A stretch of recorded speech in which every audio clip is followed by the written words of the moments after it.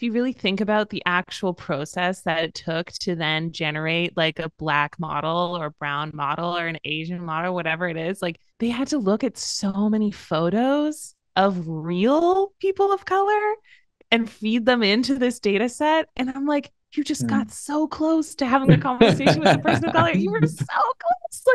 Like just reach your hand out a little bit more and you could have gotten there. It's like you looked at the photos, you analyzed the nose shape, you got, like you contemplated the body structure, you got the skin tone and the shadows. And it's like you were just so close to an actual person, like couldn't You you have almost just talked to gone a someone. little bit further? Like that's the thing, like that is really upsetting. It's like there's so much money and so much work going into generating people of color when I'm like, there's actual people of color, like they're right there, like we don't need to fabricate them. There are so many people who would love to be a fit model for Levi's, like you're gonna pay them what, $30 a fucking hour? Like surely it nets out, like it's yeah.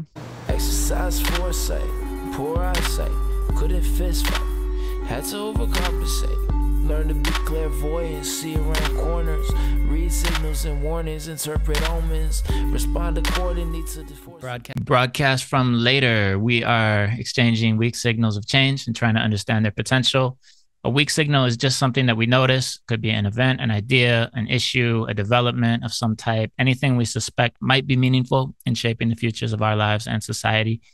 From later, we're steadily tracking, tracing, soaking up the signs, and trying to make sense of what's unfolding. And on these broadcasts, we're giving you a glimpse of what it looks like when you're trying to understand something you don't know anything about. It's structured like show and tell. Each person shares a signal. The rest of us do not know what that item is in advance. And collectively, we try to make sense of it. If you're listening and you feel lost, you don't understand what we're talking about, it's no problem. Neither do we. These are literally the newest things that we know about. Everybody's just trying to figure it out on the fly. So today on the Vroom call, we have Sydney Allen-Ash, freelance strategist and writer and the creator of Toenails, a podcast about running and also not about running. The new episode of Toenails about raves and running crews is super wavy. Tobias Revell is back. Tobias is Design Futures lead at Arup. Our producer, Jeremy Glenn, is here. I am Robert Bolton. I don't know anything. And back again for the first damn time is Viraj Joshi. Hello, welcome. Did I get your name fully right? I should have checked before, but it's perfect. Fantastic. So Viraj is designer, technologist, futurist at Accenture Song, formerly Fjord, also the writer and artist behind a New Yorker style cartoon comic strip called Eliza, the Ghost in Every Machine, named obviously after the early NLP chatbot Eliza. It's a very smart and playful way into investigating the issues and conversations arising around machine intelligence as it becomes more present in our lives. So Viraj, who is Eliza? Tell me about this character. You did a really good job of explaining what Eliza is or who Eliza is. So I'll try to top that. But yes, Eliza is, as I call it, the ghost in every machine. I didn't quite think of it as an AI when I started with it. It's more of a machine consciousness, as I define it, and as I have been talking about it through the work. So it's not only in computers, but also in phones and any technology that we see around us.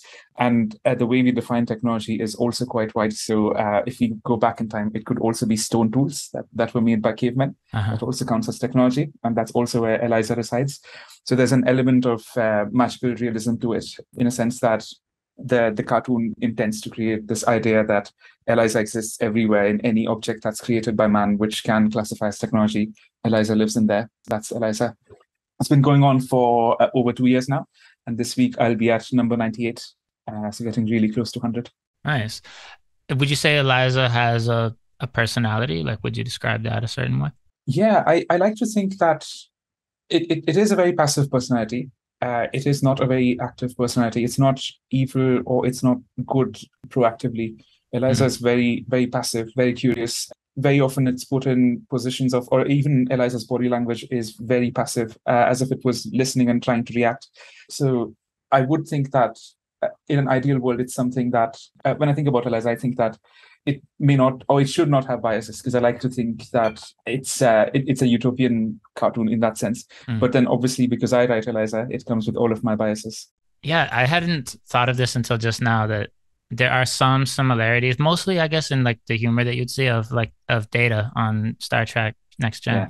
which makes sense that would happen. I don't know if that was deliberate, but it sounds like somewhat an inspiration, I should say. It is a big inspiration. I love the next generation, and I've rewatched many of its episodes, so it's no surprise that. And I'm in fact I'm slightly humbled that you can see it in the cartoons. Thanks for that. Yeah, it's funny. I'm fairly new to it, actually. I mean, aside, it was something that was ambient television for me growing up, I guess. It would come on after watching something else, but I started watching some of them past few years. And sure, it's excellent ambient television, by the way. I just keep it running all day long and it's just in the background. It's true. And I just saw that there's like a whole Twitter thread about the hallways. And it's also a kind of ambient thing, the hallways and corridors of the Enterprise. Yeah, so you described it as neither utopian or dystopian, but it is like, it's critical, it's speculative, it's insightful, it's sarcastic at times. I find there's a lot of jabs at the kind of fear-mongering that comes up around AI in various ways. Can you tell me a bit about like why it's important to you as a vehicle, or how it's been effective and useful as a generative vehicle for putting out these like highly concise and pithy expressions at this present moment, given current conversations around technology and as well, the attention spans and paces of production that kind of come with content these days? That's an excellent point. And I honestly don't think of it in such deep terms. When I think of coming up with a cartoon, I literally just think of that one sentence and trying to do justice to that one sentence and then produce a drawing that goes along with it. However, what I was conscious of was the fact that we got Star Trek in the 1960s and through the 70s, and it went on and it was relevant to the culture in a big way through those decades. And that was because the first man on the moon, the space race, all of that stuff was happening then. So when I started ELIZA, I was thinking, what is the thing that's happening around us now that we should be thinking about in the same way, and what could be potentially as important to us in the times in which we are living now? And then I started thinking about what are the most important works of fiction today. And I guess Black Mirror comes close because it's near future fiction, and it makes you think of living with technology, and proliferation of technology technology is everywhere. We use it much more than we used to before, whether you're using it to buy food or even find love. You're doing it through several layers of technology, which is why I thought it would be fun to start writing observations about it. And more than anything else, I wanted to be regular in my act of writing speculations and drawing as well, because I found that I love drawing, but I haven't done a lot of it, or I don't do it regularly. So ELIZA is a vehicle for that more than anything else. A question I have is of the issues that you've covered, or the different facets or dimensions of this conversation about machine intelligence or AI. Is there anything that's been a particularly abundant wellspring of ideas for you? And is there anything that's been more like, oh, this is a dead end, everyone's made all the jokes about this or already, or something like that? I tend to stay away from generative AI. I've done some of my cartoons about generative AI, but it's just been recent and it feels like the flavor of the month. However, something I've noticed is that most of the cartoons take place in a domestic space. They take place in a house, which is quite interesting because that's where it feels like it's a part of your daily lives, your daily space. And it's almost like an intruder, someone that you didn't ask, but they're still there, and they're in your house. They're next to your sofas, they're next to your television. So I try to come up with situations within the house, which I find quite peculiar because it's a safe zone. And then suddenly you have this ghostly being inside of the house. Yeah, I find what you're doing to be quite effective at kind of summing up certain conversations, making light of them, commenting on them. I think it's wonderful that you've kind of found this particular vehicle that works so well for what you're doing. So well done. And I wish you much success on that. Thank you very much. I appreciate that. And also, Tobias and Rob, you've both written on it very kindly. So thanks for doing that. Yeah, absolutely. Profoundly unfunny one that I did. I laughed at mine. My mom said it was funny too. Great. Well, yeah, thank you. So we'll get into weak signals. Sid, what's your weakest signal? I read this article maybe earlier this week or last week that was called How We Ended Up in the Era of Quantitative Aesthetics, Where Data Points Dictate Taste. It's written by Ben Davis. It's in ArtNet News. basically what this article was saying, it was talking about this kind of like ever growing and metastasizing cultural phenomenon of the way that we let numbers function more and more as like a proxy for artistic value. He cites examples like in music where the average person is becoming much more kind of literate and aware of, you know, the number ones and the charts and the streaming statistics. And, you know, they really leverage this data in the same way that like sports fans do batting averages, championships, shooting percentages, that kind of thing. Same goes for like ordinary film goers who know a lot about opening day ticket sales, you know, things like Rotten Tomatoes, and their, you know, single all-purpose statistics to rank films. And then, of course, this is across society as well with social media and numbers like clicks and likes and shares and retweets seeping into everything that we do and becoming like a shorthand for understanding status.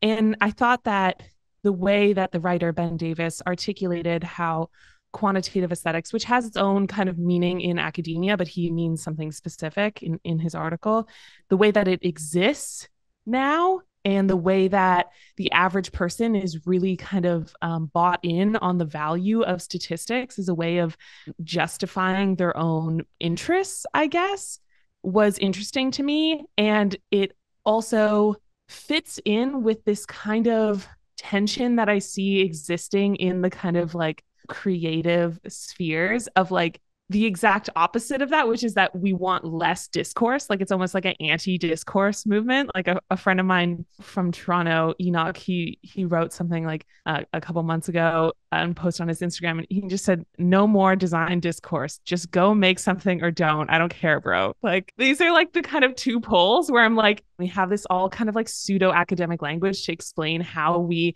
understand and parse out culture. So there's like the theorizing of everything on one hand, and then there's like complete anti-discourse on the other side. And I just kind of like wonder what will happen from that. So a little bit of a diffuse signal, I guess, a couple different things in there. But yeah, I'm kind of in this tension between like the desire to understand, analyze, deduce, quantify, rank, criticize, etc., everything. And then the other side, which is just like, I don't know, in my head, I kind of call it like go like Aquarius mode. Like all the Aquarius women I know are like super, super into their interests and they don't give a fuck if anyone else cares about them.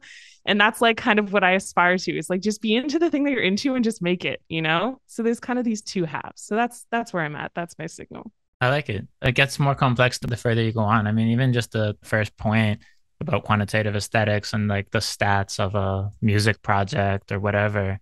Mm-hmm. I often think about that, how I think I'm guilty of it too. Like I look at the numbers on Spotify to get a gist of like where something sits in culture or whatever, even though it tells you nothing about who's listening or, you know, any of that. Plus I thought we liked underground shit. Like what happened to that?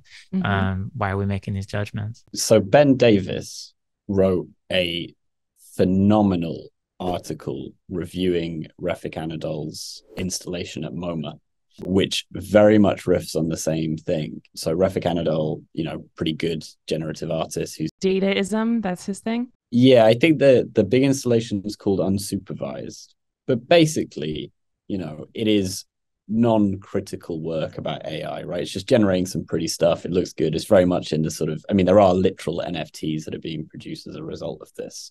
And what stood out to me about that when I read that article, and a lot of friends who are in the art and futures scene were sharing it giddily, is it indicates the elevation of a certain approach to AI in art that dismisses not only art history, as Ben Davis makes the point of in this article, because I mean, I'll quote from it, it's beautifully written, but he says, it's striking that MoMA tacitly let a new high-tech formalism through the door, one even flatter and less historical than a previous artist, as if the creators were so excited by the wonders of AI that they didn't notice what the endorsed unsupervised as an alternative art history simulator insinuates for its audience is that art history is just a bunch of random visual ticks to be permutated rather than an archive of symbol-making practices with social meaning. So the point that Davis makes in this piece is that the sort of fetishism of the technology itself, the AI itself, is one that's divorced from the meaning or any critical context of the technology, like any thinking about what these algorithms mean, how they're used, how they're deployed. you know, and the very fact that that is then unleashed on MoMA's archive without any of that consideration, or as he mentioned in the article, the environmental consideration or anything else, is indicative of how the art world is approaching the formalism of AI, right? Without any regard for the critical context. And it's a really beautifully done piece, which really vibes with the same thing. And it ties to an idea that Kate Crawford and Frank Campolo talked about, which is this idea of enchanted determinism, which is this idea that the act of just deploying the power of data, the power of numbers, is a way of obfuscating any meaning of what those numbers are at all. You're just overwhelmed by data. And so the act of data itself becomes enchanting beyond any meaning it's actually making or giving to anyone who uses it. And I think you're right. I think like that is very much what we're seeing. We see it in business, we see it in art, you know, it's everywhere. It's just like numbers themselves are enchanting, regardless of any connection. And the best artist looking at is like Ryohei Aikida, right? He, you know, he's just like furiously taking the piss out of it. You know, he's just like, here, have a bunch of numbers. What does it mean? And he's like, it's nothing. The in this Ben Davis article, he references the McNamara fallacy, the kind of just like obsession with numbers that basically invisibilizes anything that cannot be quantified. There's like a 4-step process that he kind of articulates. So one is measure whatever can be easily measured, which is like, okay, that's fine. That seems like fine. And then number 2 is disregard that which can't be easily measured, or to give it an arbitrary quantitative value. Then step 3 is presume that what can't be measured isn't really important. And then step 4 is say what can't easily be measured really doesn't exist. And I feel like, you know, Rob, to your point, didn't we like underground things? You know, didn't we like anomalies? Didn't we like unknown things? Like, isn't that what the whole like 2012 like hipster, you know, phenomenon was all about? Was that it was obscure and no one knew about it and it was underground. And then now we've completely pivoted to just what you said, Tobias, about the enchantment with numbers. As you were kind of like going through that argument, I was just thinking about my time spent in advertising, making decks and just putting strategic stats on the slide, just like big like percentages, and like that worked. Everybody's not into this, right? Like this is, it works. Like you put a number on there, make it kind of big. Yeah. Like the point just up. Yeah. Make a sexy deck, like a strong statement and the couple stats, like probably 3, because 3 is a good number. Like, you know, an example I use quite a lot in like talking about this phenomenon with designers is the Scientologist machine. I can't remember what it's called, like the machine that the Scientologists use to like measure your aura, because all it is an interface with numbers and data on it that mean absolutely nothing. But the use of those dials and numbers and switches and things like that convey like power. It conveys like that something technical and scientific is happening, even though absolutely nothing's happening and it's just no box. Right. And a lot of these systems, you know, are just extensions of that logic. I definitely am into like dashboard fetishism and just like looking up, I mean, the cybernetics and all of that entire history of projects and seeing what's there. And often too much, if you look at the design of the dashboards of cars, frequently it's like, it's not something anyone can use, especially while driving. Like you have like climate control as opposed to just like heat or whatever of the car. And can we have 4 different climates inside this vehicle? And can you control that while you're driving? It was also interesting in the recent few weeks as Elon Musk came onto Twitter. One of the things that he did was he changed the Twitter interface to show amount of times a tweet has been seen as well, in addition to how many times it has been retweeted and commented upon and liked. And that number is always way higher than the other numbers, right? So it's always going to be much, much higher than the number of likes. And then that's another thing that keeps people attached to Twitter rather than going away from it. So there is that fetishization of just, and also the little kick that you get after seeing that number, that these many people have seen my tweet. It's also funny because it's like the feedback you're basically getting, you before you felt good, hey, 2 people liked my tweet.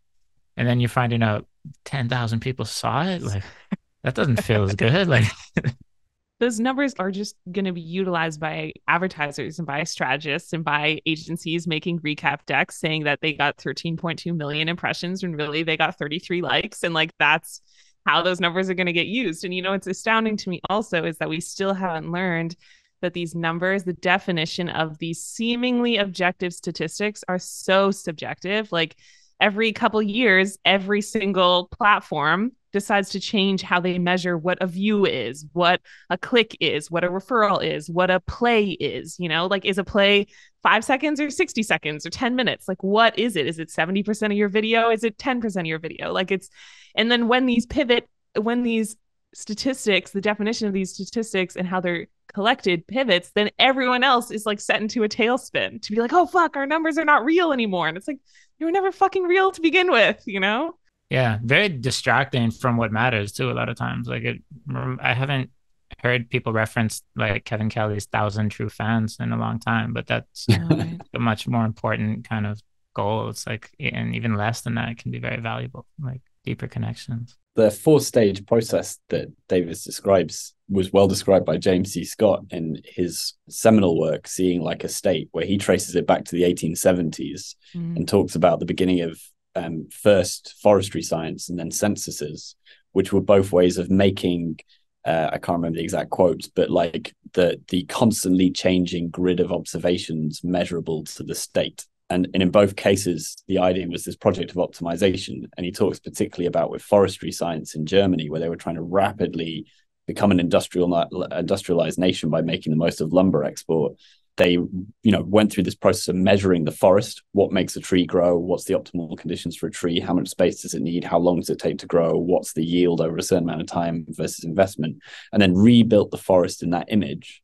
So trees in perfectly ordered rows, divided up with the perfect amount of space and timed and measured and labeled and everything else, so that they could optimize this process. So the first stage is measure what you want to measure, as you say. Second stage is then remove anything not worth measuring. So that's basically anything that's not a tree. And then the third stage is reproduce the world in that image. So then they redesign the forest and to look like literally like a spreadsheet. But of course, the side effect is after 2 or 3 yields, the forest completely dies because forests rely on complex ecology of multiple species all interacting in a way that isn't human legible, let alone reducible to a spreadsheet. And so then they figured that out. And of course, you end up with the change in the science to recognize it. But also, what's really interesting is that the history of computation starts there. Like computation starts with trying to measure and understand ecologies and how they interact and how these things work. But always it's a project of reduction. It's always about, okay, what are the raw elements and pieces in the system and how they interact? And it's only really recently, I think, with like the work of Anand Singh and others, where they're starting to say actually it's much more complex than that. And not only is it complex in a sort of 2-dimensional human way, but in a multi-dimensional, multi-generational way, where the fundamental logics of both computation and ecology are beyond this sort of quantitative formalism that you're describing, where it's reducible to like a decimal count of stuff that can be worked out.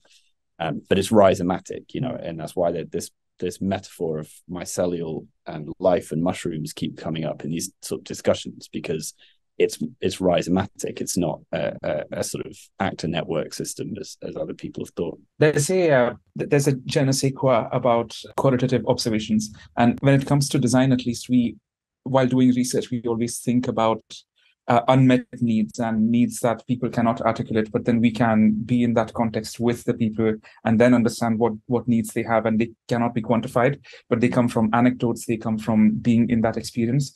And that's something that feels like, so you can't design using numbers the way you can design using anecdotes and people's experiences and getting actual insights and making noise different from signal in that sense.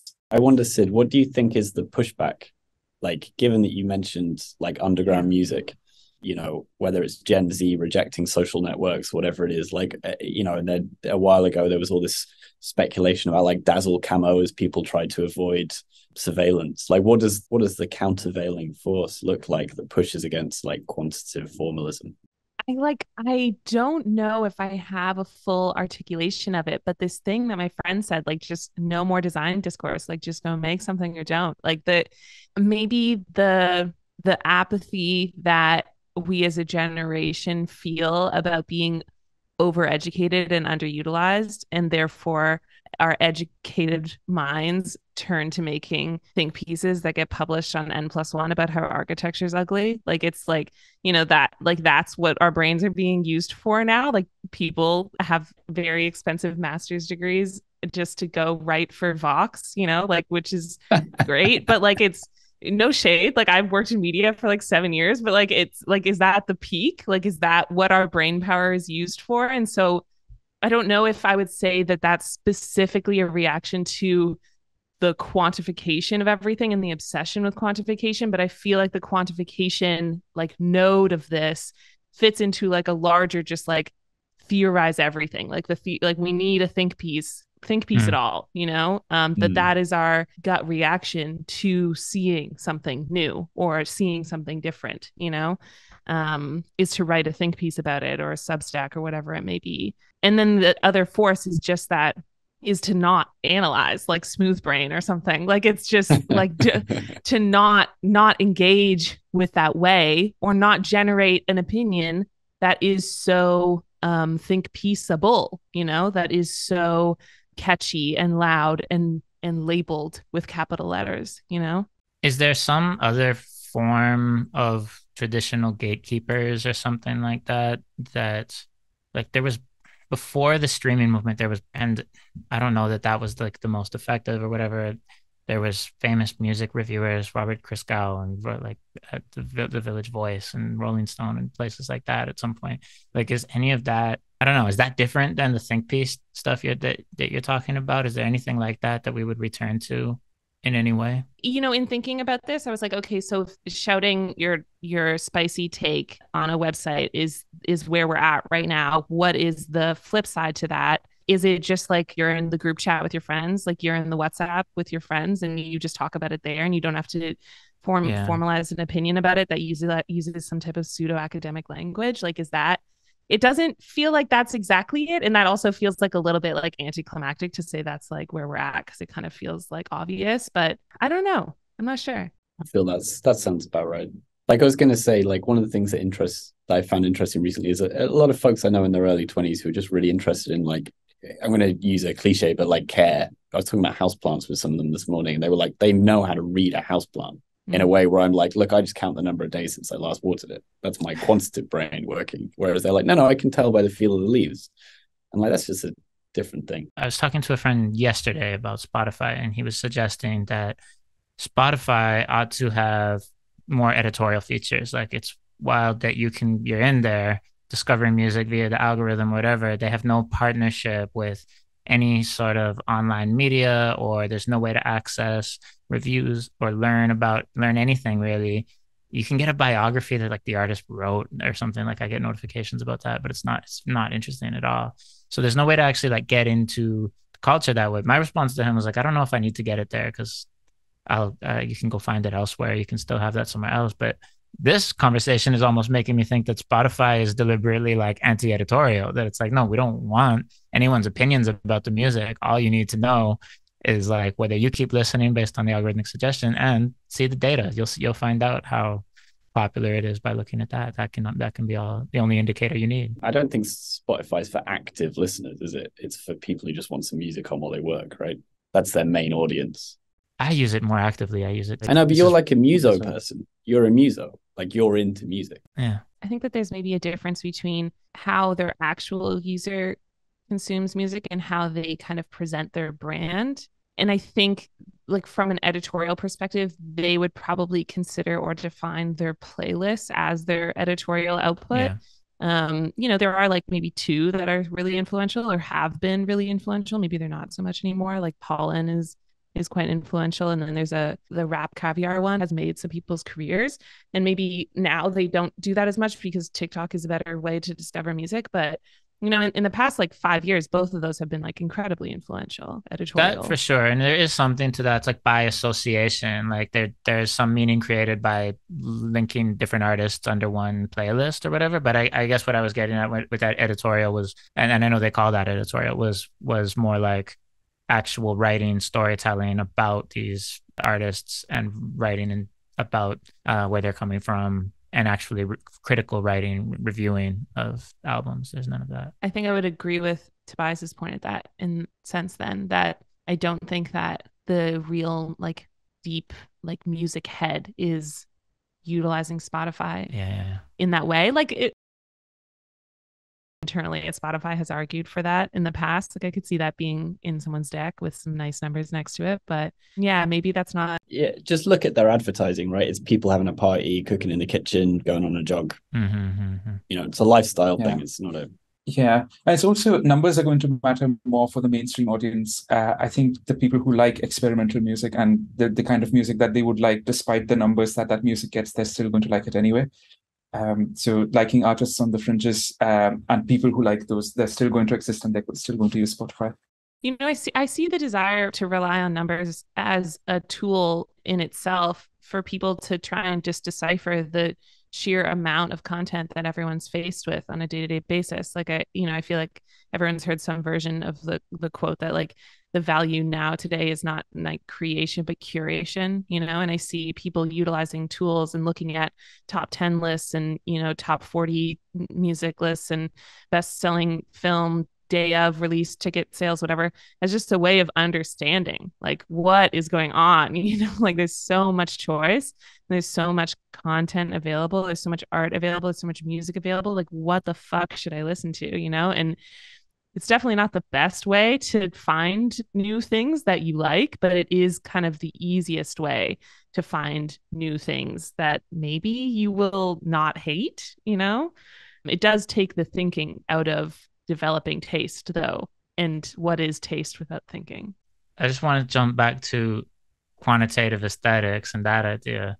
Here's my completely different side of this, I guess. What if we did lean into this and start to enjoy our art with more numbers, with more statistics? Could we be interested in looking at like the advanced statistics of the different songs of our favorite band or whatever else on Instagram? I like having what you might have at your creator dashboard if you're publishing somewhere, having that be available to everyone so everyone can see that the average person only read the first third of your article or skipped to the middle of your song to see what the hook was like before getting rid of it. If you were to just really like lean into that and treat it like baseball or something that's like, it's a lot more interesting of a sport if you're really, really into it and all of the statistics. Could we imagine like enjoying art that way? Could that actually like be something we lean into? I don't think that the right analogy is baseball in this situation. I think the right analogy is like Google Maps or something like that. If we were to heavily quantify our artistic experiences, like reading an article or watching a movie or listening to a song, it'd be more like creating a Google Maps of that experience. It'd be like, okay, at minute 132, there's gonna be a crazy bass drop and that's gonna veer you to the right, like it's like prepare in 2.2 kilometers, you're gonna make a left turn off the highway. It's like that. But you're saying about the art itself then rather than people's experience, the audiences. Is that what are you proposing? I was thinking of how audiences are responding to it, whether they're skipping ahead or whatever. But what you're saying is like, yeah, look at like mapping the art itself, and I think that's just as interesting, maybe more interesting. It's probably more interesting to look at. There already are elements of that, right? So YouTube already allows you to see where the most viewed parts is. It's got a line chart showing that, and there are bits of that everywhere. And a Medium, it says most people highlighted this section or whatever it is. Like they're already competitive art viewing practices are out there already to get that there. Drinking games where you like drink every time a particular topic comes up. That's already just a drinking game. Like that's but just isn't that not a form of quantitative aesthetics? I think that the difference is right, as Sid said, right? It's like it's not allowing an artistic experience to unfold, but making it a structured process thing, right? So it would be like the thing I was thinking about is like going to immersive theater with an instruction manual, right, of what to do at what time, rather than just letting it sort of happen to you or something. I was talking to your friend of mine, Rob Wesley Goatley, the other day, and he was talking about going to a performance of a who did 433, the famous John Cage. He was going to a John Cage performance of Waterwalk, which apparently is like quite an algorithmic performance, like a lot of that experimental work that Cage did, which is a certain sort of set of instructions in a certain order. But he was saying that the problem was there's a very famous recording of this performance apparently from like the 80s, and apparently the performer had just basically memorized the performance that Cage did in the 80s and wasn't actually really following the spirit of the performance, which is the instructions of go and play a chord at this time, hit one of these parts of the drum kit at this time, and was actually just replicating Cage's earlier performance. And there was something about saying, well, the art itself is in the algorithm if you like, that's the instruction of the performance that anyone else can do because it's a composition, it's a piece of music, anyone can follow it, not in just replicating a pre-existing version of how those instructions were done. And there's obviously like art forms like the Oulipo and stuff where they set a series of like rigorous restrictions around what you could do, but that's where the art happens. That's the play. Yeah. You know, that's what we were talking about before we came on. Within those constraints is where the thrill of the creativity is. And actually what those artists realize is that by laying down those constraints, you can expose certain aspects of human creativity and play and the way that we move within systems and stuff like that. Mm-hmm. Which is why I asked the initial question is like, what evolves from this highly quantified thing? Because in games, you ended up with speedrunning emerging because speedrunners were like, okay, game designer, you give us this architecture. We're going to completely fuck it up now by turning it into our own game that we're going to make out of your game. That's like a version of like, you've given us a set of constraints. We're going to turn those constraints around and reuse them for our own entertainment in our own way. That sounds a bit like the Netflix model, if you were to compare it to Netflix, in that after 2 seasons, they stop the show any which way because they know it's not going to earn as much as a new show would earn. I'm really hooked on this idea of like what fun, weird things could happen if we had more transparency around the data collected in our artistic experiences. Like the only thing I can think of is like, then we would feel more in control about what gets published or what gets created or what gets funded. But I'm trying to think about like, how could that create a positive experience? Like, how could that enrich my experience of reading a book or watching a movie? What would more awareness into the collective experience give me? In the collective experience, I don't know. I can understand what you were saying though about like mapping a song, for example. Like that's something musicologists do that has never really spread to like mainstream. Like there's a way of actually mapping visually and naming the different parts of a song and saying, okay, there's like a 4-bar tag at the beginning and then there's this pre-chorus, and they'll map that all out. And they do derive meaning from what's in there based on doing that. Part of it's just a way of being close to it and really like getting close to and understanding what's happening throughout the song, and whether, you know, if they've done something weird, like had a 15-bar verse instead of a 16-bar verse or whatever, it stands out and you're like, okay, well, I didn't hear this as punk until I noticed I counted those bars or whatever.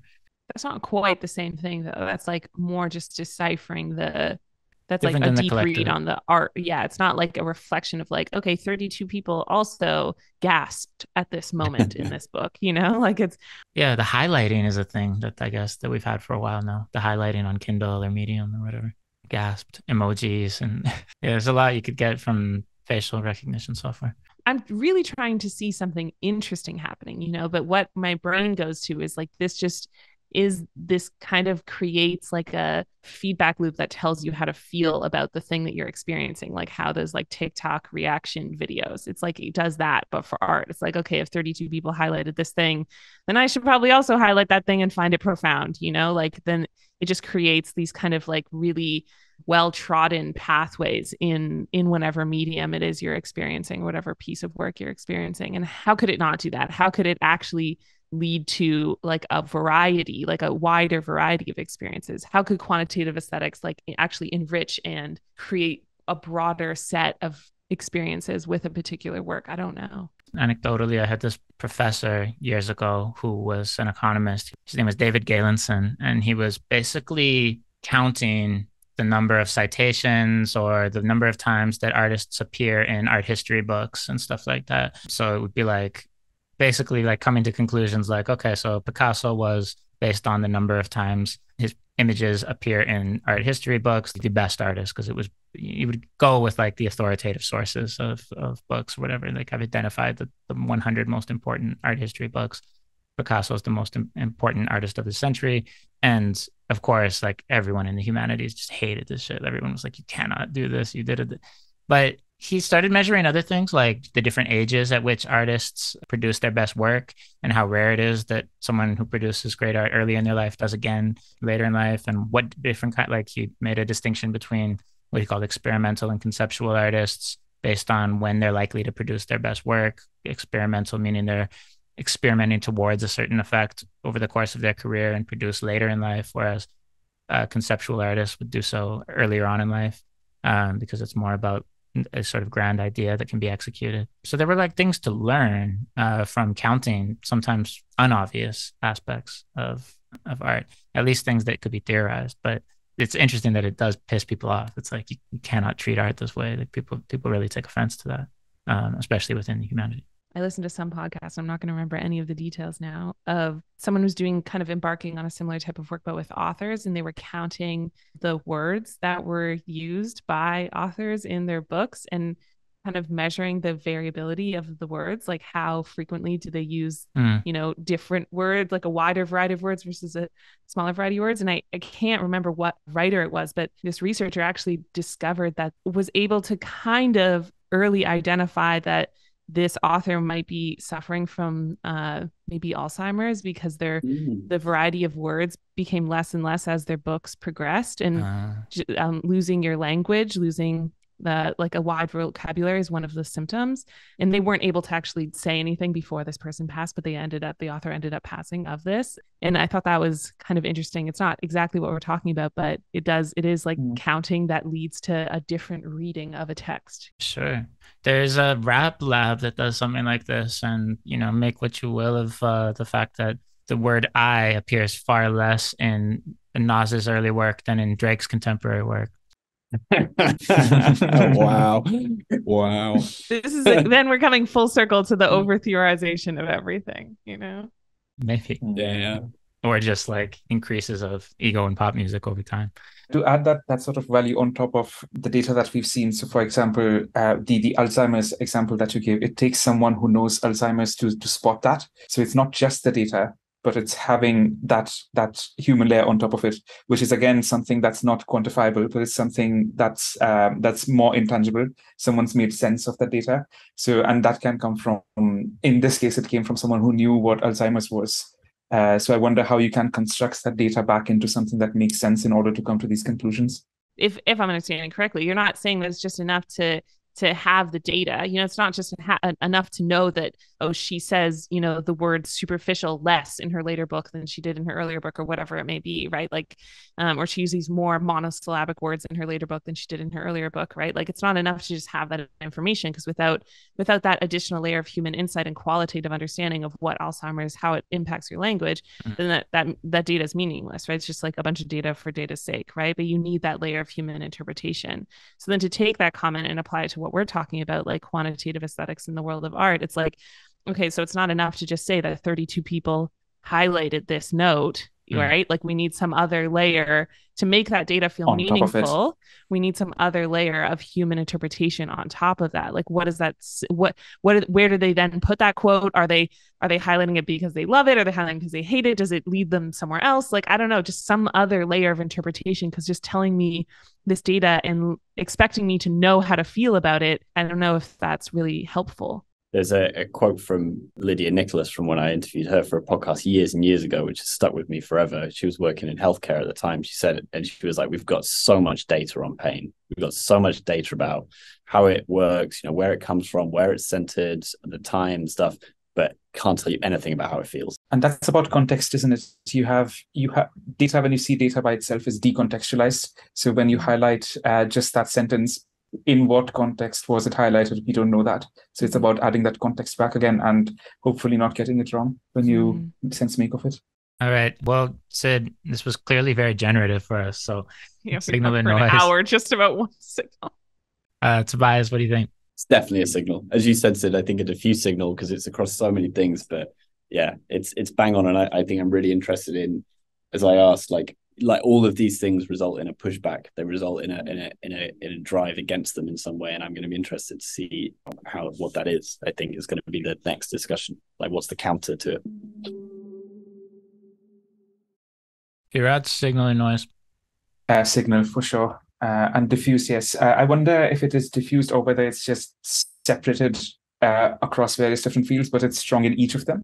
Because we spoke about written media, we spoke about songs, we spoke about Netflix, so it's seen everywhere. It's fairly strong everywhere. So signal for sure. Maybe the case, yeah. Agreed. This is a signal. Tobias, what's your weakest signal? Right. Okay. It's not my weakest signal, but it's my weak signalist, which is Levi's this week. maybe jumped before they were pushed, announced that they were working with a company called La La Land to produce generative models for their clothes. So in other words, they're using like AI, and I'm using quotes there because I don't know how much of it is AI versus just meta-humans that are looking quite good. What's interesting about it, and it goes across both Levi's and La La Land stuff, is how much this is framed as a diversity move.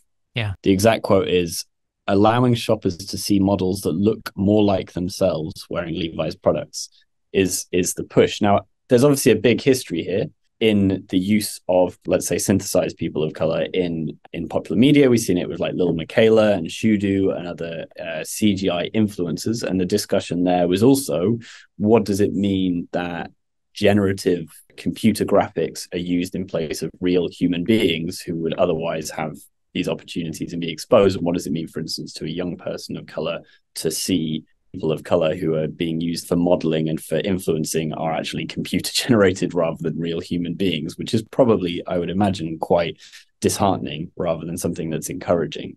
You know, I don't know what the inside working of Levi's is and whether their thinking is that this is, you know, a money-saving thing. So in 2014, 2013-ish, IKEA switched the majority of its imagery to renderings. So most IKEA images became computer graphics rather than actual sets and setups.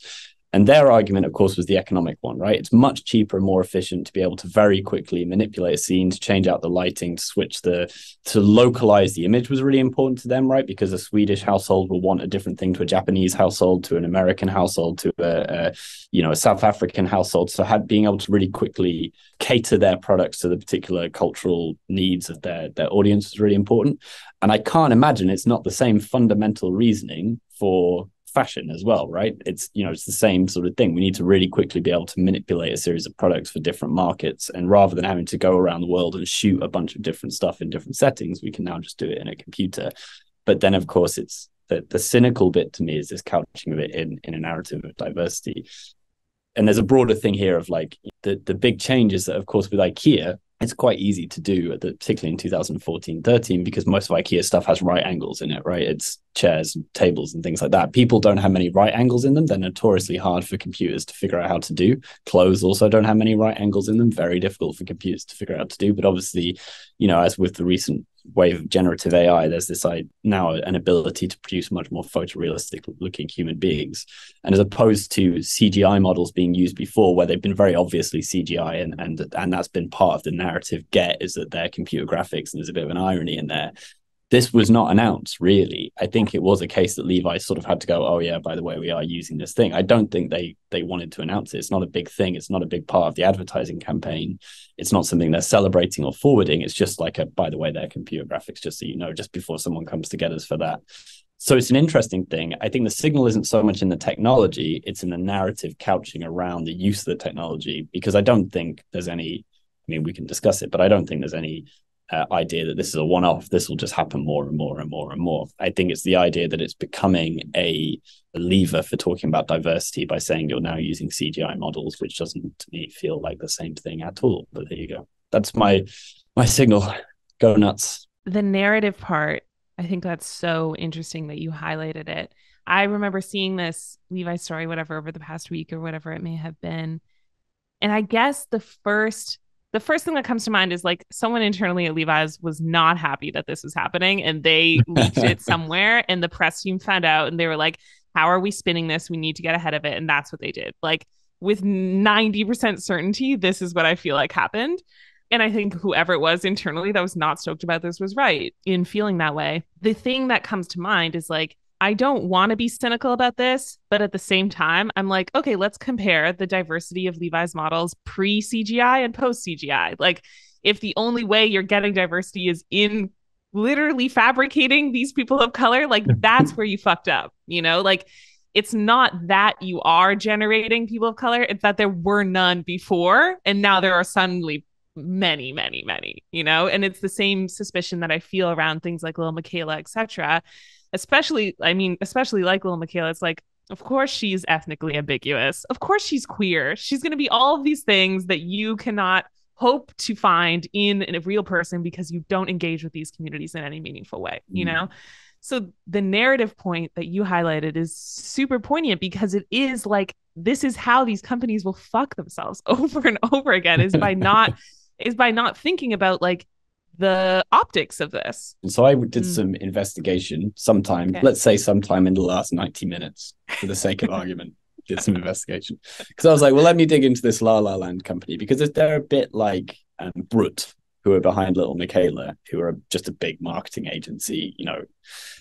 Let's see what they are. And the thing is that their company, La La Land, at least appears to be really diverse, actually. Like the people who work there, like it appears to be a really kind of diverse young company. So then my question is, are they not having that conversation as well about what they're doing? You know, and their copy is very much the same thing. You know, it's about increasing diversity. It's about, challenging the fashion industry. It's got all this sort of, the right language in there. But then I'm like, did they not have that conversation at any point, that maybe this isn't a problem for AI to solve, but a problem for politics to solve? I don't know. It was an interesting thing. I was fully expecting it to be like some Silicon Valley bros, and it really wasn't. There was a digital influencer made who was autistic, and because there are very, very few autistic influencers, and then they made like a Little Michaela, but she's autistic, or they are autistic. And I was looking at it and I was like, I don't know, something about this rubs me the wrong way. Like, it was made with the input of like many autistic people. And like, I think that the intention is kind of in the right place, but I feel like we're really kind of skipping a step here about like engaging with the real people before we try to fabricate their existence. Like, we're jumping ahead. And because of that, there's always going to be a lack of oversight. Like, there's always going to be something missing. There was something I was going to say in the last signal, but I think it also bears relevance here, is that there is a good amount of evidence, at least anecdotal evidence, that the reason why a lot of the recent wave of generative AI has gone after creative arts in various ways, whether it's music or images, is that it is seen as arcane in some way, or in some way difficult to sort of quantify and reduce. It requires some level of just experiential mastery or accomplishment in order to get there. And so it, much like mastery at games like chess or Go or whatever it is, that are seen as something that's quite arcane and requires a certain level of very human intuition and intelligence, they become fair game for AI as benchmarks of excellence. Because if you can do something that humans can't easily learn to do, it's not like riding a bike or getting an understanding of maths, it's doing good art, then you're somehow proving that you're on that level of intellectual accomplishment. And that used to be games, and now it's arts. So there is also something here about this being a result of something that goes way back in computer graphics to like the 70s. And Ted Kim has taught brilliantly about this in his work on why a lot of computer graphics is fundamentally racist, which is trying to replicate the human form because it's complicated and uncomputable in lots of ways. Skin is complicated. Hair is complicated. The way that we move is complicated. The way that our facial muscles twitch when we talk is really complicated. And so there's a real quest in computer science, both in AI and computer graphics, which are heavily entwined and increasingly entwined, in trying to master that. And the side effect of this is, once you're getting so good at being able to compute humans, you just can replace actual humans, because they're messy and difficult to direct, and they require flying in and going to real places and things like that, and paying them a living wage. And absolutely. And a lot of the discussion around Little Michaela was, oh well, what we're doing is we're saving the mental health of influencers, because influencers are under so much pressure that they're really suffering, so it's gonna save those folks. And there is a logical leap there into this space where it's really hard to break into the fashion space as a non-white person. Let's say it's really hard to break into, so we've done that for you. There's like a weird logical leap, which is in the same way that sort of has been happening in cinema a little bit. So the other thing I was going to bring up was so Philip Seymour Hoffman, quite famously, because of his health problems caused by substances as well, was one of the first actors to have a fully composite 3D scan made of his entire body as part of his contractual arrangements with the studio for Jennifer Lawrence apocalypse film. What were they called? Hunger Games, that's the one. So he had to have a full scan as part of his contract to be captured, right? Because it was seen his image, like his body image, was the intellectual property, not his sort of body and his acting and things like that. So they I don't think they ended up using it in the end. I don't think they backfilled it. I think out of respect they rewrote the script to sort of script him out of it. But there's something here about jumping a shark of being able to replicate bodies so accurately that we haven't had a conversation about whether we should. We're just cracking on with doing it. Gosh, I can't. I really want to feel something other than dread thinking about this, you know? Because there is also this question of like, well, how can you trust any images of people now, right? Given that it's so easy to replicate. And that's also not new, like metahumans or synthesized models have been using things like training videos for the last few years quite easily. And that's quite forgivable because it's very weak interaction.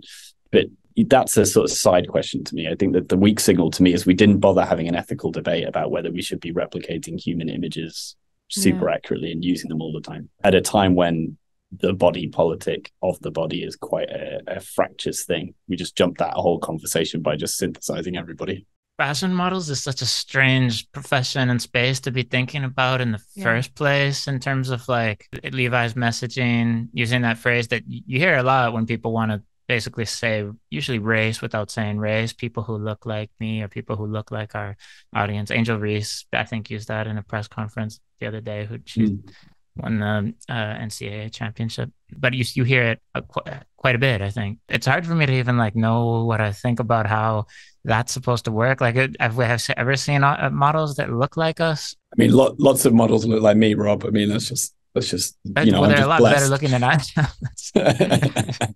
Yeah. And then I wonder, like, how personalized will it become that you just it's getting personalized at some point to the fact when you see an ad, it's just you, like it's the AI just does you. It also goes to something Sid was talking about earlier, right? Like if, part of the effect of Spotify has been scientifically proven, the homogenization of music, right? To a huge degree. And I think we've talked about it on this podcast before. The impact of having huge amounts of data on what people listen to has meant that record companies just reproduce what people listen to. And a group of scientists in Spain did this study in like 2004, where they just showed like, look, the length of songs, the chord progressions, the timbre, the speed are all just homogenizing. There is still a huge wide tail of variety. But what happens when it's also fashion, right? What happens when we've got data on what the most attractive eye distance is, what the perfect skin color is, what the perfect hair length and type is, and the perfect kinkiness or waviness or straightness, whatever it is. And through online advertising, they say more people clicked on, this model advertising this code. So we're going to reproduce that over and over again. And you could end up, speculatively, you could end up with just an aesthetic homogenization. But isn't the industry done that so much already? That it's kind of already happened. But now it's happening under the rubric of diversification. So that's the trick. The thing that's so complicated about this signal, and the way I can understand how the PR team was thinking about, there's a narrative here we can tap into, is because that has been a trend over, probably the past like 5-6 years. Different, mainly e-commerce sites will start to show, the clothes on a variety of different bodies. You'll see it on a size 2, you see it on a 6, you see it on a 10.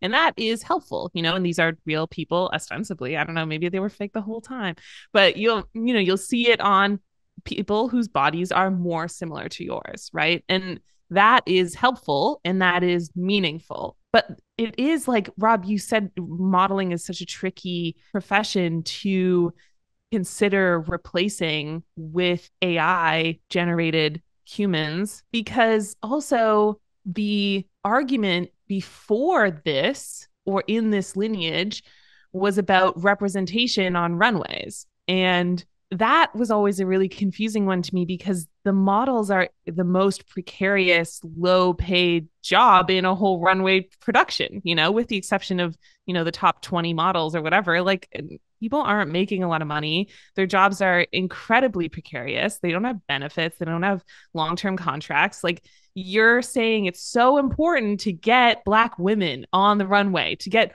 plus size models on the runway. And it's like, is this the job that we're holding up as like, yes, we've achieved diversity if we get the people who are essentially like the McDonald's cashiers of the fashion industry? If we get diversity in those spaces, like, it's so complicated because those positions are so influential culturally, but also so disposable economically, and how do we parse that out? That this matrix of like incredibly valuable, but incredibly disposable, like that is the intersection point where we're like generated humans right here. Like, We could have picked a less tenuous position to try and backfill, with. You may not be aware, or I don't know if you are, but the UK's had a lot of strikes at the moment, right? There's a lot of strikes, particularly in the public sector.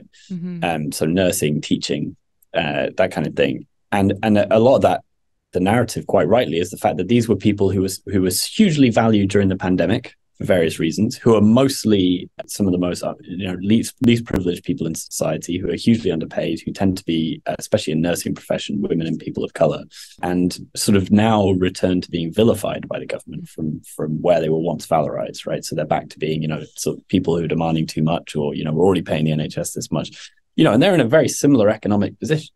In a lot of cases, there's a Channel 4 documentary recently about the amount of staff who were taken on during COVID on 0 hours contracts, who are now just completely out of a job and on nothing. And again, it's mostly women and people of color. So, there's also a parallel there between like what we value as a society, but then both of those professions to a degree are under the auspices of automation. So in the case of models, it's the replacing of their bodies with things. And in the case of nursing, it's the replacing of things like triage with processes that automate that, to remove the human from the system. So there's a real thing about like a paradox of values at work. As you said really early on, Sid, I think the fact that no one appeared to have had this conversation at any point, and they just went ahead and were like, yeah, this is good. This is fine. We'll kick this on. It'll be good. People will think it's innovative. It's sort of and I'm sure people do. People are like, wow, that's really innovative. I remember a couple of years ago, I think H&M did an experimental range where they were like, we're going to use synthesized models, but they were, open about it and said it's a fun experiment, it's sort of an experimental range. But now I don't know how many brands are all doing it anyway. I imagine like a lot of the online ones are just like, screw it, we're going all in. Yeah, it's funny that this happens as a result of what you would call like kind of a robotic decision-making process, that it's like something, this got through because someone was like, oh yeah, diversity, good, that will work. Like, not thinking through at all what's happening, like the realities of the situation, like in any way. It's just, it's first surprising, but then it's like, that's what happens in corporations if you have any familiarity of these. I mean, it just shows the fact that it was always a ticking a box exercise for them anyway. And this is one way in which they could just quickly do it. So check, done that, move on to the next thing. Mimi Onoa did a project about missing data sets, which was really good. And there's a thing in like critical data aesthetics, which is like the power of showing the absence of something, not by trying to fill it in, but saying, actually, there is data missing here. We don't have data on whatever it is. And I wonder what, again, because I always like to lead these things into a speculation, what is a fashion campaign that reflects true diversity in fashion by showing the absence, by showing the lack of models, the gaps in the system really look like, rather than backfilling it with generative models. Yeah. And there's something in just all of it that I don't know, the overlap of what you said, telling that story about the autistic virtual influencer, and Tobias, what you said about the inherent racism of computer graphics, that like somewhere in here, like your experience of that, Sid, is there's like this uncanny valley of like bigotry, like uncanny bigotry. Like what is this like space where it's like generated, intentions might be good, but like this feels off. Like this does not, you may have done the process right, but this feels not right, Yeah, because also like if you really think about the actual process that it took to then generate like a black model or brown model or an Asian model, whatever it is, like they had to look at so many photos of real people of color and feed them into this data set. And I'm like, you just got so close to having a conversation with a person of color. You were so close.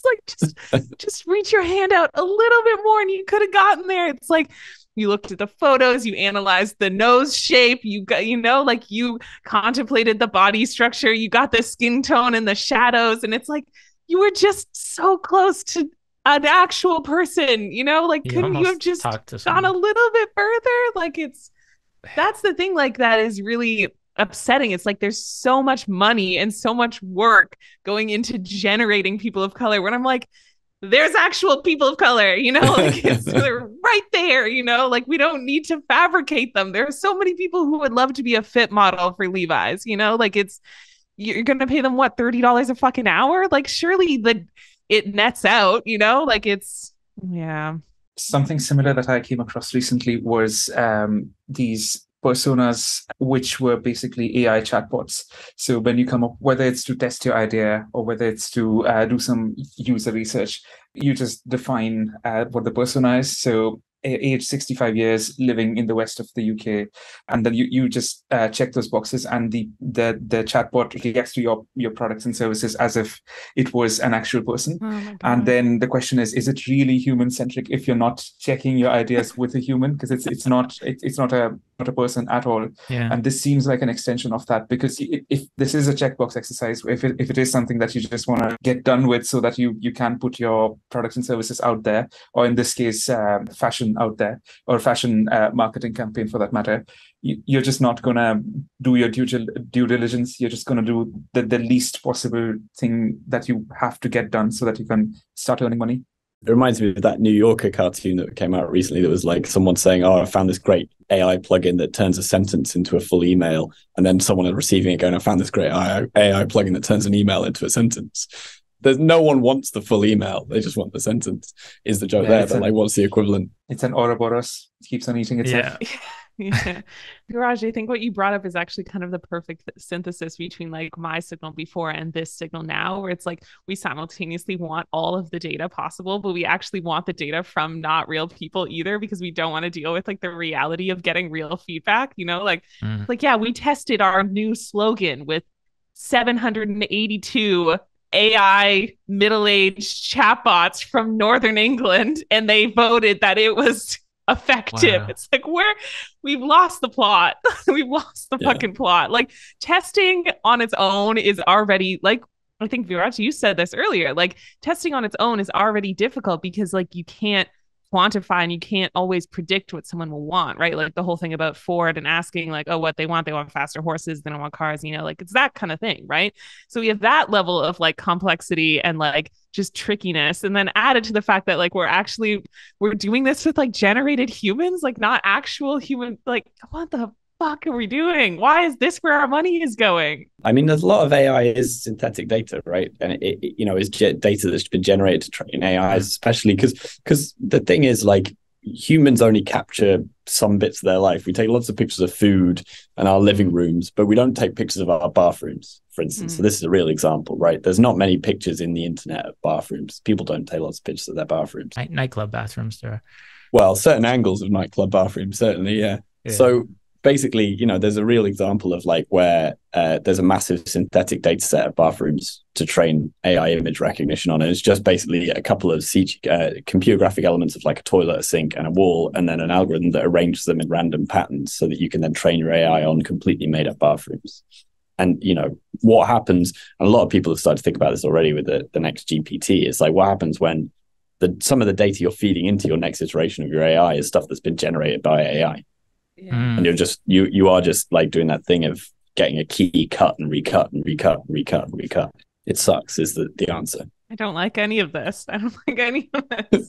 I'm trying to see the not awful side to this. And I think the only way plays like going back to your signal, like the only way I see this CGI, you know, fitting room model thing working well is if it's literally just me, right? Like I have my own body scanner, like the TSA, like in my apartment, and I stand in it, and then it superimposes me into the jeans, and I can see if it fits or not. You know, like that's the way that I'm like, oh, this would be valuable, but I just don't know how else it would be good. You know, you might as well wear the jeans at that point. I think the cool thing would be avatarism, right? If we've got a machine that can create photorealistic bodies of any sort whatsoever, then I want a head that's 8 meters wide. You know, that's what I want. I want like giant glowing yellow ears. Like you can have anything. Why would you not? Like you could just make it like really cool in loads of ways. In what context would you want that? Like like on your Zoom call? Like what do you want that for? But why not? People in video games adopt all sorts of avatars, right? You put yourself a cat head and you give yourself a curved sword and go around having adventures. Like why can't we do that in real life? And I'm just sitting on my call talking about my project timelines, and I've got like 3 meter long unicorn ears, horn. like just for fun. A big photorealistic unicorn horn. Yeah. I love that. Why not? If that's the peak of this application, of this technology, like I'm bummed. I want photorealistic avatar. That's what I want. That's photorealistic big blue avatar. tail. Yeah. Just twitches when you agree with something. That's it. Yeah. There won't be diversity until we have tails and unicorn horns on. That's it. That's Zoom the calls. real question here. Where's the half human, half animal representation? Where's the centaurs Exactly. in Levi's jeans? Like, what the fuck, guys? Exactly. I mean, I'm only half joking, but I genuinely think it's a bit. There is, again, coming back to video games, avatarism is a kind of really interesting idea, right? Is that there are people who, would say that actually that the identity they identify most with is their video game character, who has a giant cat's head, and you see that in sort of Comic-Con culture and cosplay and furries and whatnot. Like, I like the idea that just becomes normalized, and actually we don't want increasingly photorealistic beautiful people. We just want like a unicorn horn, and that's totally normal. Pretty sure it said I told you that my pink-haired Bitmoji was a representation of my true self. So. Yeah, I think so. Yeah. That's how I feel inside. So that's great. Signal and noise said. What are we even talking about here? Okay. It's a signal of the tricky ways that corporations will try to slip in generative technology and remove jobs in a not so ethical way, or without considering the ethics. So I guess it's a signal of that, of just the slippery nature of how we'll talk about all of this and how we talk about its value. Viraj, signal and noise. Strong signal. That's because these tools are going to be in all our hands really, really soon, and not all of us have the principles or the due diligence that we want to do. We just want to get towards the end of it. So unfortunately, we're going to see much more of this in the future, I feel. It's a strong signal. Yeah, strong signal. I don't know. Strong signal. I'm going to say noise. It's data poisoning. Viraj, what is your weakest signal? This is something that I was trying to come up with a title for, and it's a few signals put together, and I'm calling it particle washing. This has been happening through the last few months, the latter months of 2022 going into this year. The idea is that of solar geoengineering. I'm also going to paste a link in the chat really quickly. There's a few examples of this happening right now, and various different modalities for it as well. So it can happen on ships, it can happen on balloons, it can happen via drones. And there's particulate matter that is being released by these different vehicles, essentially. And when they do that, what they can do is reflect back a bit of the sunlight back outside the atmosphere.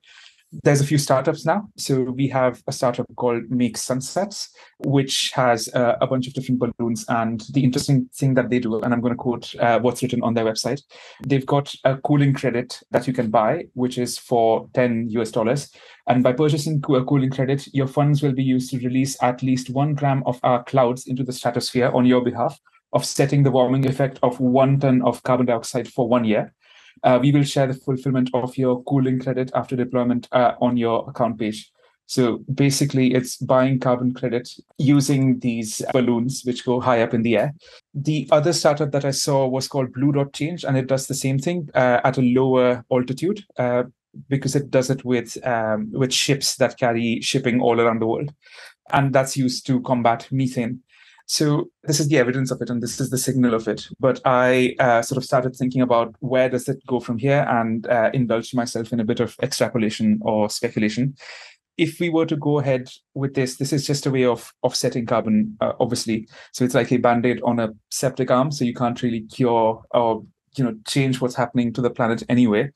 But because many people can indulge in this, what can then happen is things to the effect of a changed atmosphere. Because with the Blue Dot Change example, what they're trying to do is release chlorine in the air in order to combat methane, which means our atmosphere is not going to be the same, which means the sky might not look the same. So if we were to extrapolate even further and speculate even further, maybe the color of the sky might change because there's just so much particulate matter all around us. More debris in the sky. So all of these are flying balloons or drones or particulate matter released by various different vehicles. So that means that there's going to be more particulate matter and more debris in the sky. This also reminds me of a really lovely book that I finished reading just last week, which was Clara and the Sun. about an AI, but there's this in the fiction of that book. There's this machine that they refer to only as Coating's machine, and Coating's machine releases a bunch of particulate matter every few days or so in the atmosphere. And they never describe what it does, but it's a big part of their. They leave it to our imagination what that could be. Is it something that cures climate change, or is it something that causes pollution? We don't know. But in the fiction of that book, it's something that causes health problems to people. So that's something that immediately came to my mind. But having this future where you have lots of particulate matter in the air, lots of flying balloons and drones and ships that release particulate matter, the vision of that I thought was very interesting, which is why I'm calling it particle washing. So it's not only particle washing in the sense of greenwashing, that you're washing away the carbon that you're putting out in the atmosphere, but also it lays a wash over the planet, and what we see at the end of it is not what we used to see before for the planet. All right. That's my signal. Tobias said, what else could go wrong? I mean, it could get shot down by a jet, is the truth of it, because it's a Chinese spy balloon. That's the other thing that could go wrong, desperately wrong. I mean, this is like this rogue geoengineering has been like a big theme for a while, right? Because there's been billionaires and millionaires who sent up planes loaded with silver iodide or whatever to cloud seed, but I've never seen crowd-funded cloud seeding. That's pretty wild. That's certainly a signal for me, because the big thing for geoengineering, the expense, right? It's like requires, you don't actually need expertise to geoengineer, because you could just make it up that you're going to do something and it'll work. You could put up a big mirror in the sky and call it geoengineering, which I think is one of Peter Thiel's ideas. But the idea that everyone could now geoengineer in a crowd-funded way is sort of wild. That's interesting, and becomes like a popular, at a time when there's like a lot of debate amongst climate scientists on geoengineering, becomes a popular barometer potentially of like how far are we willing to go to potentially save the climate, depending on where you fall on the geoengineering debate. I agree that this make sunsets cooling credit thing is kind of like one of the most brain melting areas of everything that you talked about, even though all of it is just making my brain drip out of my earlobes. Because I feel like this actually connects to Tobias's signal in the narrative of it, that you can participate like in a post we clap at 6 p.m. for our nurses, like post crowdfunding to pay for people's medical bills, post all of this like kind of like mutual aid, like resurgence of genuine mutual aid, and then kind of the appearance of mutual aid. I feel like this is playing into that. Like, we can collectively come together and pool our funds, and we can release enough clouds full of chemicals into the sky to stop the chemicals that are destroying our planet. I'm not really sure, but it does feel like it's playing on that cultural preference for collective action in a way that is really deceptive. There's something similar to like buying land on the moon as well, right? It's like, it's such a non-thing, right? The thing of like, buy £10, pay 10 quid, get a certificate that says you own a piece of the moon, which isn't true or legal, but no one can prove you wrong. You can say, I put 10 quid into saving the planet. And it's like, yes, you did. Sure. Sort of. If you like, if that helps. Listen, if that helps, you did. Yeah. What it actually reminds me of is like, I don't know if you ever had this as a child, but like, maybe your mom donated $50 to the local zoo and now you have a tiger. Like like it's like that, or like somehow someone owns part of the highway, or like, like, and they have the signs up like Boy Scouts of wherever, like Oshawa own this highway, like it feels like that kind of thing. Like, is this like, it's not quite this, the cooling credit thing isn't quite that, because there isn't this ownership, but there is this like allegiance.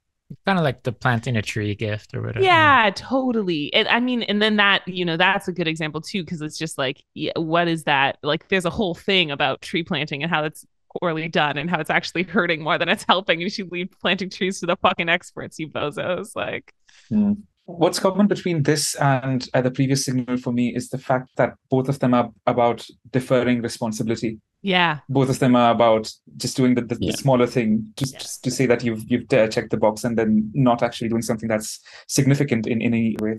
Yeah, they're both about doing the thing that generates an impressive headline and is the technological wonder, but completely misses the necessary human step in the actual solution, because me giving $10 to release a plastic balloon in the fucking air is not the real solution. It's just the headline driving one right now. So I recently was involved in I have been for a while actually, but I was recently involved in another project about air pollution. One of the things about air pollution is obviously it's generally invisible unless it's quite high density and it's during sunrise or sunset, and you can really see the refraction in the air and actually see the color change of the air. So you're trying to very often with doing critical interventions to air pollution, you're trying to find a way to materialize it and bring it to life and talk about the fact that this is literally pieces of metal floating around in the air. That's what that is. It's like tiny pieces of palladium and platinum and all sorts of things from cars that are floating around the air. So there's like an interesting artistic and designerly sort of space there to work in. And this is almost going the opposite way, right? It's sort of saying that these invisible particles are fixing climate change, right? It's doing the opposite logical flip of sort of saying, no, we're doing it. You just can't see it. It's imperceptible to humans, but it's happening there in the air right there, which is the opposite of how, air pollution is invisible until, it isn't, because you can just touch it on the side of buildings sometimes and things like that. You're trying to use, as you said, particles as an aesthetic tool for talking about climate change, right? And for saying you're fixing climate change through an invisible source, through an invisible medium, through an invisible stuff that exists. And you've got Mesmer, who talked about animal magnetism, this invisible force that was all about healthcare. You've got the atomists who believed, well, it turned out they were right about 2,000 years later, in this invisible stuff called atoms that were in the air. You've got then the nuclear scientists doing the same thing. Now you've got the obsession with data. All these things become an invisible pneuma, like an invisible fundamental substance to the universe that, if it can be controlled and directed in the right way, can be used to do anything.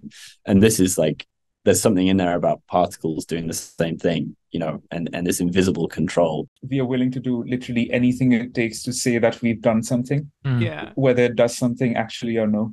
And we are at a point where we desperately want the solution, and we want to believe the solution despite whether it actually works or not. So we just want to believe in the fiction of the solution. Absolutely. The strange thing too about this Make Sunsets website is it's like the appearance of accessibility. Like, oh, it's so easy. I'm just going to set up my reoccurring Klarna payments, pay for 4 interest-free installments. Like, this is literally the same look as like shopping on ASOS. Like, it's what the fuck is going on? Like, it's the way that it's utilizing like very millennial aesthetics also feels like part of the persuasion that this is something you can do and participate in, and it's easy, and this is an easy, like, simple solution. Just click buy now with your Google Pay, and we will solve the climate crisis. Like, forget the scientists and the complex, many factored, interconnected plans and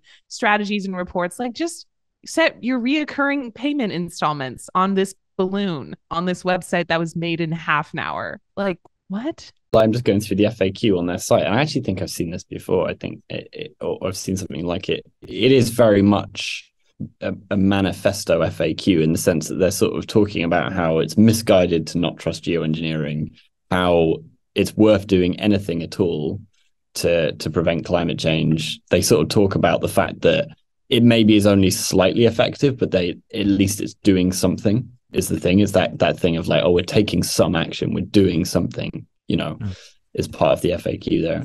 It's quite defensive. It is. It's very defensive. Like, they're preempting an attack. And also, they follow Y Combinator's mantra. So great. Now I really believe it. They also use emojis in there, just in case you didn't trust the credibility. Now they're so friendly. Seem like good people. This is the small end of the thing, right, with rogue geoengineering, because there's all these millionaires and billionaires and whatnot who are renting Learjets and doing the same thing. This is upsetting. All of this is upsetting. Just like that, one of the frequently asked questions is, I would like you to stop doing this. With a period next to it too. So aggressive. Did any of you listen to the Burn Wild podcast? It was about the FBI hunt for 2 climate activists dubbed eco-terrorists from the 1980s. And I can't remember. It's the Earth Liberation Front. That was the group, the ELF. And they were famous for burning down a lot of like lumber yards and things in the US, but they didn't kill anybody. They didn't hurt anybody. That was very much part of their thing, that they wouldn't hurt anybody. And at the time in the 80s and 90s in the US, they were branded eco-terrorists, and they were on the FBI's most wanted list. And they were hugely kind of, hated figures from the state, at least in the US. And then obviously they went on the run and disappeared, and the ELF were sort of largely forgotten about outside of activist circles. And then recently you've seen the rise of Extinction Rebellion and more direct action groups and things like that. In the UK, we've got Just Stop Oil, who block motorways and things. And what was interesting was then the podcasters managed to find these folks, and they interviewed them, and they sort of say, well, we don't regret anything. And we generally would believe that the actions we took raised the climate debate in the popular conscience. The fact that we were burning down these things we've featured in the news, if we hadn't have done that, would we be having this debate today? Would we have created this space for Extinction Rebellion? But it was quite interesting in that the judge in the case, when the main chap was eventually arraigned and brought before the court, was like, yeah, without you, we wouldn't have this discussion. We wouldn't have this in popular culture. We wouldn't be talking about the climate. The lengths that you were willing to go to at that point, knowing that you were on the FBI's most wanted list and you were, doing all this stuff that was out and out a crime, led us there, and it effectively forgave the crime. The judge in the case effectively forgave the crime. It's quite a beautiful sort of transcripts hearing of this thing.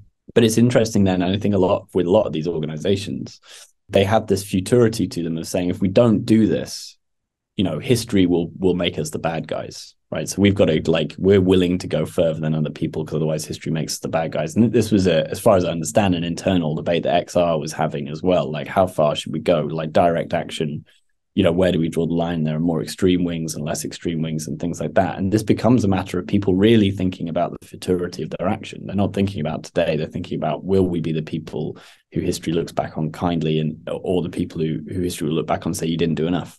And you can see that framing here with particularly with geoengineers. It's like, damn the ethics, damn the consequences, damn not knowing the science. We're desperate. But do you think that this makes Sunset's group? Do you think that they are in that lineage of burning down the lumberyard or whatever? Like, that what they're doing is like as provocative and meaningful? I don't think they're doing it for provocation. Well, they are being a bit provocative, but it's the same logic of, there's no time to waste. We don't have time for the world to figure out what to do. We're going to take direct action and just do it. The direct action in this case is geoengineering rather than burning down a lumberyard. But it's that logic of, because of futurity, the excuse is there to do it. And actually, you see the same logic put forward by AI people, which is that AI is coming. It's our responsibility to make it happen, right? Or history will never forgive us for not doing it. That's very much the open AI, long-termist argument. Just what's happening here? Who are these people who've created this particular organization? What are others saying about them? Are people super opposed? Are people like, what? How's the battlefield playing out? It's hard to gauge from their website, honestly, how many sales they've made. They've got a few photographs, but it does, like Sid just said, it seems like a very tiny website, and they're earning money by selling balloons by the look of it. So selling balloons. Okay, so that's interesting. Then I guess my question if we go into signal and noise, is it a signal of more of this collective rogue geoengineering to come? And how will we remember organizations like this? Will they what is this eco-terrorism? Is this like public health initiative? What is what is this? Like, this comparison between these guys who are just skewering now, we've decided that these ones are the evil ones. So that's whatever. I don't feel bad about it. They might have good hearts. They definitely have good hearts. And they have bad graphic design. Like, it's fine. But so, like, the comparison between these guys and the burning down the lumberyard, like, I don't think that comparison makes sense in my head. Like, the burning down the lumberyard is an act to severely disadvantage the companies that are profiting off of getting someone to pay you $10 to release a balloon into the air that releases particles that does something to do something about the environment, climate, whatever, is not disadvantaging the companies that are profiting off of destroying the climate. Like, it's not making a statement. It's not like forcing someone's hand, So that comparison, just those two things don't feel comparable at all to me. But this thing, like, there's something interesting about taking it into your own hands, taking this type of innovation into your own hands and testing it and seeing if other people will join you in that test. But to say that this is like oh, we want to do this so that we're on the right side of history. Like that feels a little bit melodramatic to me, and like maybe just like kind of giving them a little bit more credit. But I think to me, like, okay, I was about to talk about signal and noise, but we're not there yet. So I'm just going to hold that for a sec. No, signal and noise. I think that the thing that I'm really hooked on is the way that it's being presented. Like that's just like the way that they're trying to interface with like the average consumer, mimicking consciously or unconsciously the appearance of like fast fashion websites, basically, you know, and that you can do like 4 easy payments of, you know, $3.99 over 5 months to pay for your $10 balloon. Like it's that accessibility, like the aesthetics of like a direct to consumer website to then solve as like a way to solve climate change, like is the interesting thing to me here. It's a bit much. It's like maybe go pick up litter or something. Yeah, I don't know anything anymore. I'm not sure. Tobias, what do you think about this signal and noise? Yeah, I think there's 2 things in here, isn't there? The drop shipped crowdsourced cloud seeding is definitely a signal, right? And I think as this idea that people find more and more ways to accommodate their climate anxiety. We know that's a real thing that people do all sorts of stuff for, and there's lots of interesting fallacies around that. This is just one of them. You know, it's different. It's the same as paying money to charity or planting a tree, as we talked about earlier. And so why not geoengineering? You know, why not? That's another thing. It's an additive action as opposed to a reductive one, perhaps, but that's what it is. The use of the aesthetics of particle or particle washing, I think, is a bit more nuanced. And still maybe more in the noise territory, because it's like there's something there about the accountability and visibility of the action that's interesting, but I don't have a full articulation of it yet. Yeah, for me this is a signal largely because of just really not knowing what to make of it, and just very curious about what kind of actions people are going to want to be taking and what type of collective actions of these types we might start to see. I think they made some points on their FAQ page too about, you know, these assumptions about isn't geoengineering bad, that kind of thing. So it was like that. But I say signal not because I'm defending this organization, because I genuinely am curious to see how it unfolds. Broadcast from later. So what did you say, Viraj? Just said likewise. I'm curious to find out what happens. This is a good one. It feels like weak and a lot of potential. Yeah, it's really strange. Next round of breeze punk, but breeze for balloons. Right. Guys, what did you say? Drop ship cloud dripping? Drop shipped crowdsourced cloud seeding. Drop ship crowdsourced cloud seeding. That's great. Particle washed cloud seeds. Yeah. Oh my gosh. I'll buy you that for your birthday, Rob. I'll buy you 10 clouds. We'll drop them over top of your home. Just order me a pack of balloons on Amazon. We'll just put some baking soda in it. It's fine. It's the same thing. It's geoengineering, guys. Don't worry about it. Sprinkle some shavings from something in my kitchen on it.